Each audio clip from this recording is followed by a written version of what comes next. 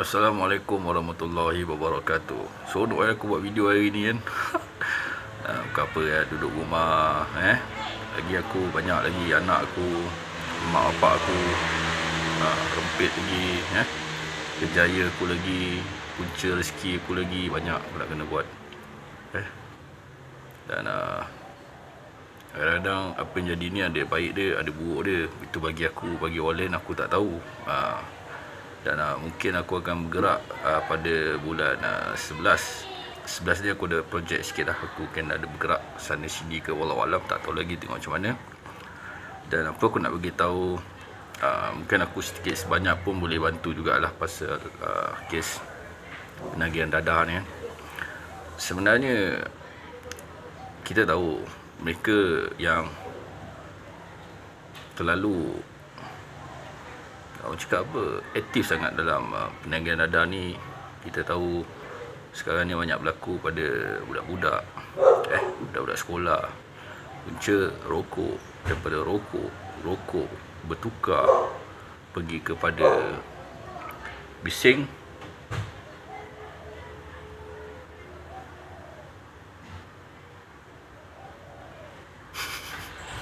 so daripada rokok. Jadi daripada rokok tu dia akan mungkin dalam sekelompok yang dia lepak tu, mungkin ada yang ambil ganja, ataupun ada yang sosial pergi disco.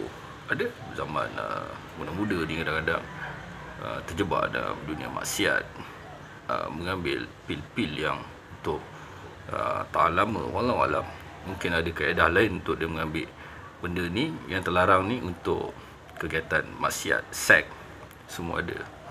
Dan apa yang kita tahu, benda ni bukan tidak boleh dicegah dan bukan tidak boleh dikurangkan. Kenapa dia jadikan isu sekarang ni? Dan kita tengok sekarang ni operasi untuk memetras penagihan dadah.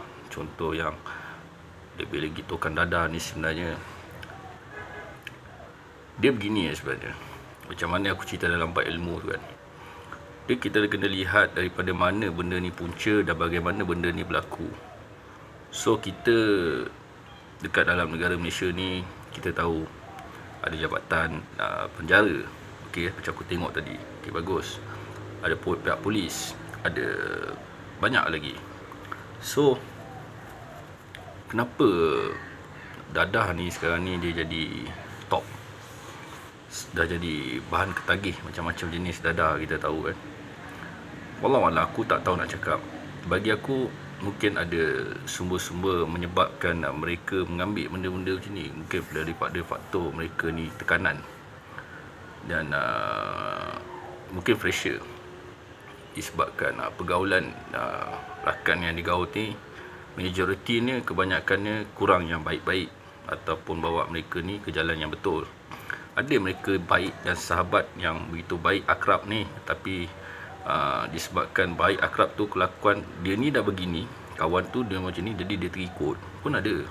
Dia ikut dan terjebak segala-galanya. Ada yang masalah family, ada yang masalah terperangkap, ada masalah yang terinaya, semua ada benda-benda macam ni. Contoh perempuan-perempuan yang contohnya pada awal remajanya, mereka ni sebenarnya bila bergaul, salah pergaulan ataupun terjebak di mana-mana sosial, dan dia orang akan berjumpa. Dan mungkin macam aku cerita patah balik tadi pada belakang, mungkin ada kegiatan seks, parti, apa pun. Benda-benda ni akan membuatkan mereka terangsang untuk membuat sesuatu. Jadi mereka perlukan bekalan-bekalan benda-benda begini pun ada. Ini standard. Dan kalau kita masuk dalam konteks Islam tak pernah mengajar pun dalam bab-bab begini, ya. Dan kita pun kena faham setiap manusia ni harus cegah dalam setiap perbuatan. Contohnya pengambilan dadah ataupun apa-apalah. Kadang-kadang ada orang dia pressure suruh berhenti merokok, berhenti merokok, tapi dia ada ketagihan. Bagi aku simple, kalau kau tak boleh berhenti merokok, kau ada ketagihan, kau berhenti ketagihan tu dulu, henti dulu. Rokok ni pun satu benda, bila kau buang benda ketagih, contoh dadah ni, kau isap rokok, kau akan teringat balik benda yang dadah ni. Itu memang biasalah. Tapi bukan mereka ni semuanya adalah golongan-golongan yang tidak baik. Mereka ni semua golongan yang baik-baik, ya. Mereka ni ada yang mulalah, okey tak apalah, jiran. Jadi bagi aku simple. Mereka ni kadang-kadang ada sebab-sebab mereka jadi begitu. Jadi tentu disebabkan penganiayaan, ditindas, dan mereka menggunakan macam-macam menyebabkan seseorang itu terjerumus, terjebak dalam satu benda perkara. Contoh zina, contoh kita ambil dalam bab nafsu. Manusia ada nafsu, tapi manusia ni telah digadaikan. Contoh hidup dia dalam keadaan sempit, hidup dia dalam keadaan tu yang orang kata ibarat macam patah kaki lah. Jadi bila dah patah kaki, contohlah, aku tak cakap aku pula yang cakap kan, contoh macam aku ni kan, aku tak ada isteri. Takkan kau nak fikir aku bukan-bukan kot. Jangan-jangan yang fikir-fikir elok lah. Kita ni tahu pengambilan macam mana jenis ubat, pergi farmasi tu macam-macam ubat, ada vitamin ni, vitamin tu, itu semua ada. Jadi benda ni peribadi, dan peribadi manusia ni kadang-kadang kita tak boleh, ibarat nak tahu tentang peribadi orang tu, kalau orang tu tak, kelakuan dia orang ni taklah sampai teruk mana kita nak jangka ni, sampai kita nak cari salah orang ni, sampai kita nak masuk bilik tidur orang. Itu salah. Kau dah masuk rumah orang, dia dah masuk rumah orang, kau nak masuk bilik, lain nak cerita, ada kes. Kalau itu kes tu, kalau itu tak apalah kan. Ini ibarat macam ingin mencari satu hukum ataupun cari satu asbab untuk membuat seseorang itu menjadi memberontak pada diri diorang sendiri. Mereka akan memberontak, mereka akan melawan, mereka akan mula bermusuh, mereka akan mula melawan apa yang benar ni, dalam kebenaran ni. Sebab apa?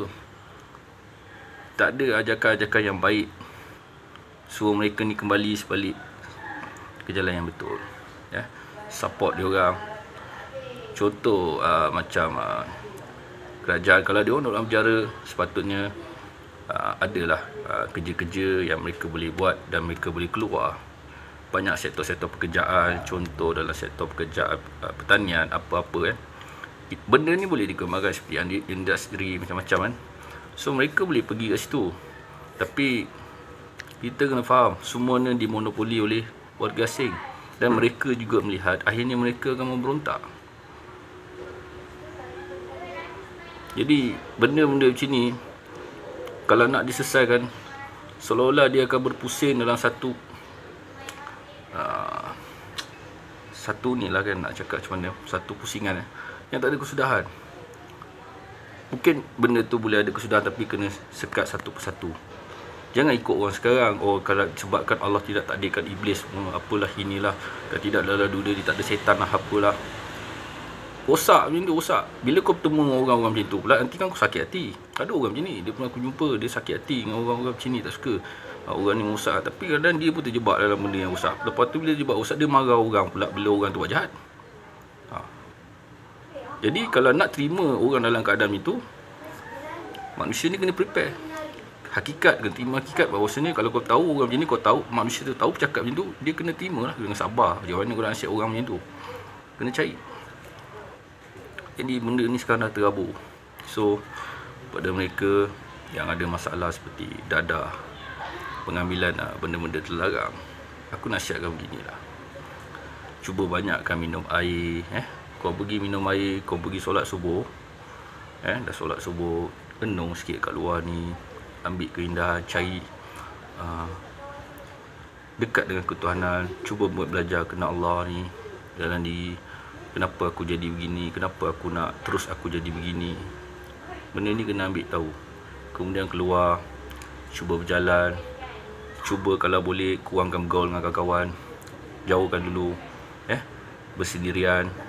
Dan bila dah bersendirian tu, cari aktiviti-aktiviti yang mungkin ada dia tak boleh tahan dengan benda-benda macam ni, dia pergi cari lagi. Kita tahu benda-benda macam ni. So apa yang dia perlu buat, jangan terlampau macam aku nak pergi semayang lah apa. Slow dulu. Maksud aku, tak apa, belajar dulu. Kau duduk dulu, relax dulu, tenang diri, ambil dulu bukan hayal ambil benda bukan. Maksudnya cuba belajar solat. Tak boleh solat, kadang-kadang memang orang ni tekan, jadi begitu. Jangan, biar mereka jumpa jalan mereka. So mereka nak solat, biarkan mereka solat. Tapi kita jangan tekan. Okay, cuba belajar, kenal diri. Bila kenal diri, macam mana kau tahu diri kau, Allah takdirkan, Tuhan takdirkan, bagaimana Tuhan boleh bantu, Allah boleh bantu dalam kehidupan kita keluar daripada situ. Macam tu. Bila kita boleh keluar daripada keadaan itu, bagaimana slow. Jangan fokus semua pura agama. Nanti sekarang pening bela. Yang ni tak hukum ni, dia tak hukum ni. Mampus. Aku dah semayang ni, kenapa dia cerita aku masuk neraka? Kan jadi hal. Slow. Duduk dulu, relax. Kalau kaki mengukuk, dah mengukuk pula kan. Tak apa, sokok. Kita tengok depan. Sokok. Jangan banyak dengar suara-suara. Benda tu memang baik, tapi jangan terlalu banyak fokus suara-suara tu. Melihat, jangan terlalu fokus dulu. Relax dulu, tengok dulu, belajar, duduk kat taman ke apa, bergaul kawan-kawan. Lepas tu rasa macam kalau kawan-kawan ni ada masalah, cuba jauhkan. Jauhkan tu maksudnya jangan selalu lepak. Cuba belajar, renung dekat awan ni apa, belajar.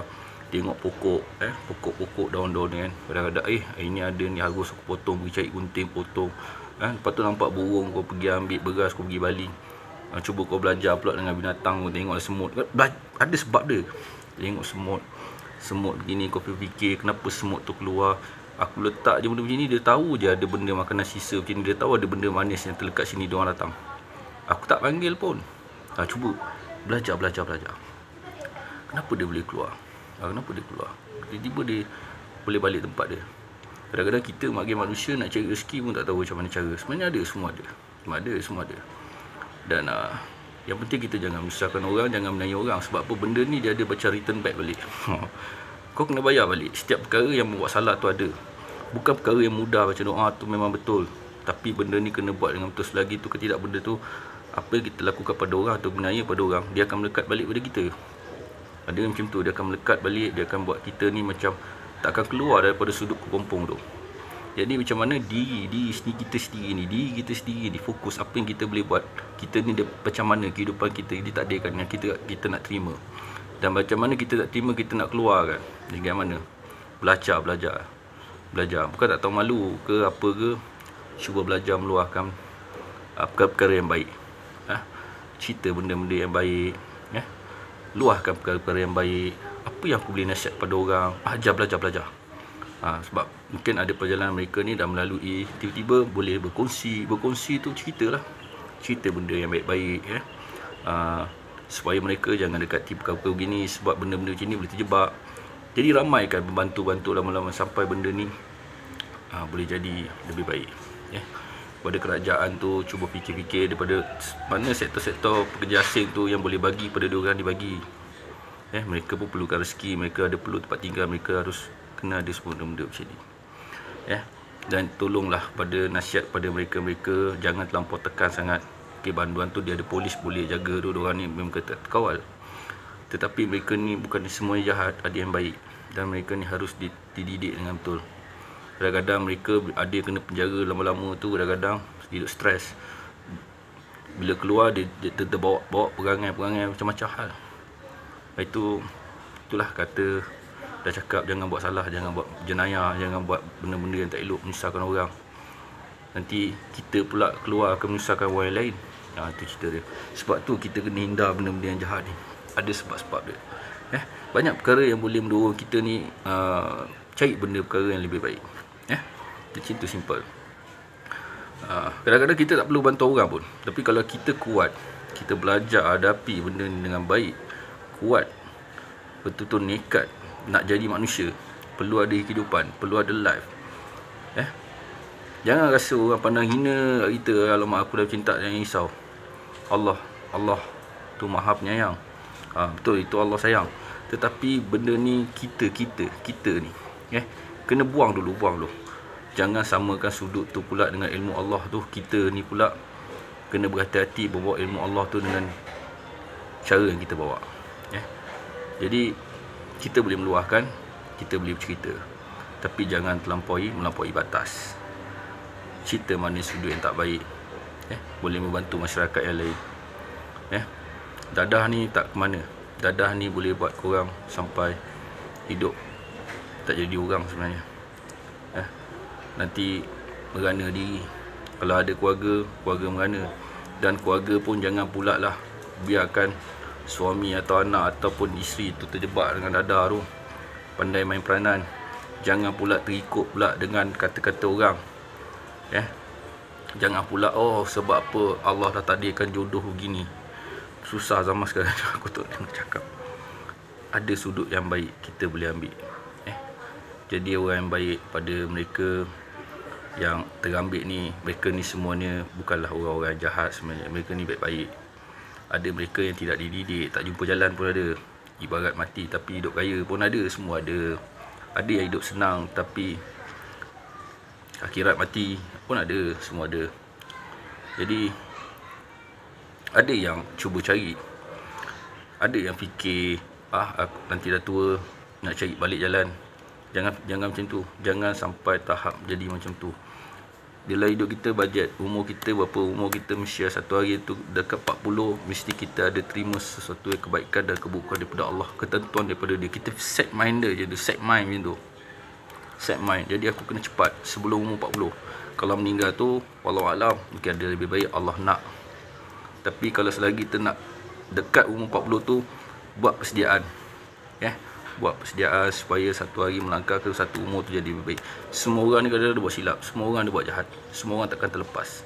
Ada je silap, ada jahat. Tapi ingat, jangan ada rasa bila buat jahat, buat silap, kita tekan pula orang tu.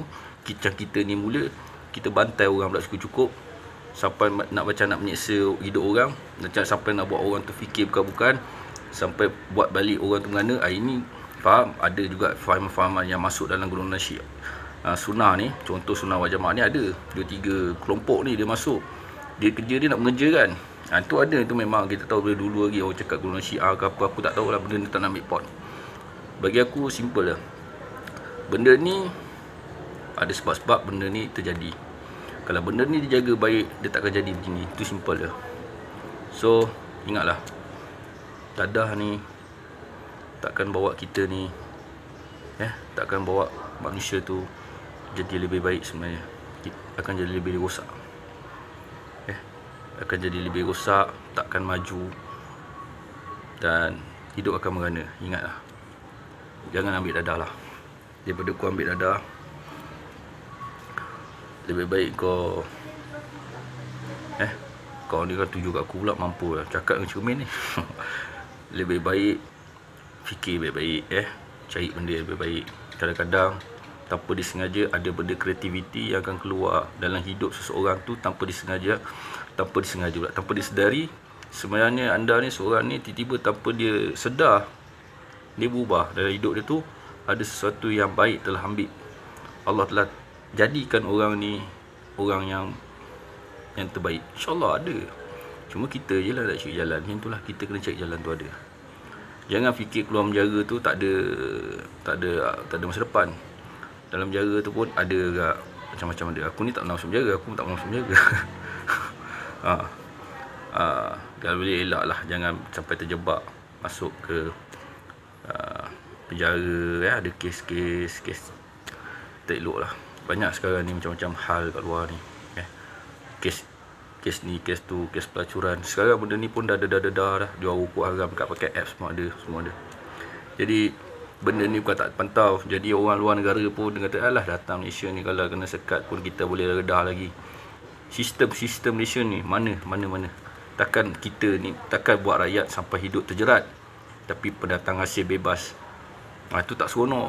Jadi benda kena fikir lah, buat yang terbaik lah. Nak gerak lo. So ingat, tak semua penagih dadah dekat luar tu dia orang ni jahat. Dia orang ni kadang-kadang ada jalan dia orang nak cari benda yang baik. Jadi bantu-bantulah dia orang tu. Gunakan bahasa, kata dan nasihat yang baik. Bantu dia orang, bukan hina. Bukan dah hina dia orang kemudian pergi publish. Dah hina dia orang, pergi cerita buruk dia orang bagi semua orang dengar. Ini tak baik. Kalau belajar bab hukum dosa mesti pandai juga. Bila dah melakukan sesuatu tu tak fikir pula efek orang tu apa jadi disebabkan dengan kata-kata mulut seseorang. Itu pun boleh jadi hal. Ingat, orang Islam buat cara orang Islam. Simple aku nak cakap. Aku nak gerak dulu. Assalamualaikum warahmatullahi wabarakatuh.